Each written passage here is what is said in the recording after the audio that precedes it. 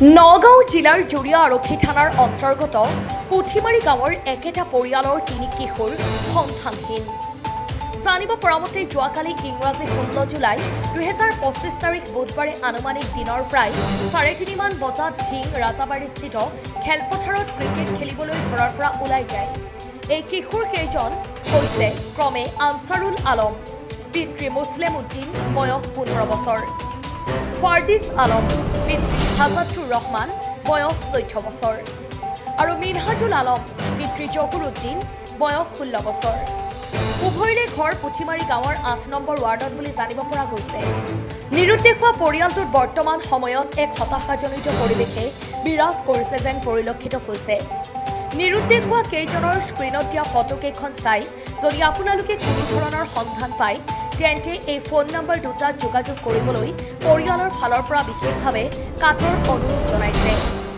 Phone number দুটা হৈছে 8011551655 অথবা 9864036664। পুথিমাৰীৰ পৰা ছাহিদুল আলমৰ সহযোগত সাজিদুল ইছলামৰ ৰিপৰ্ট, বতদ্ৰা লাইভ। বল খেলার উদ্দেশ্য নিয়ে বাড়িছে। নাম কি লড়াটোর? নাম আনসারুল আলম। তেও কি ছাত্র হয়? ছাত্র ইংলিশ মিডিয়াম পড়তেছে। আচ্ছা, এই স্কুল বন্ধ দিছে যে, বন্ধ দিলে কয়েকদিন লেগে বাড়ি তখন কাল্লা কইছে যে আমি বল খেলে যাই, বল খেলতে পাই যাই।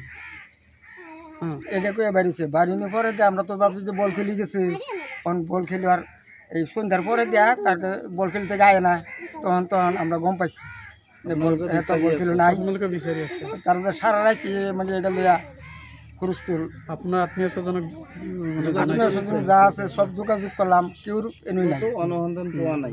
কোনো অনুসন্ধান পোৱা নাই। আচ্ছা, এতিয়া আপুনি কি আহ্বান জনাব তেওঁলোকৰ? কি জনাব এতিয়া? হ্যাঁ, প্ৰশাসনক এতিয়া কি কি জনাব? আহ্বান জনাব? ৰাইজক কি জনাব?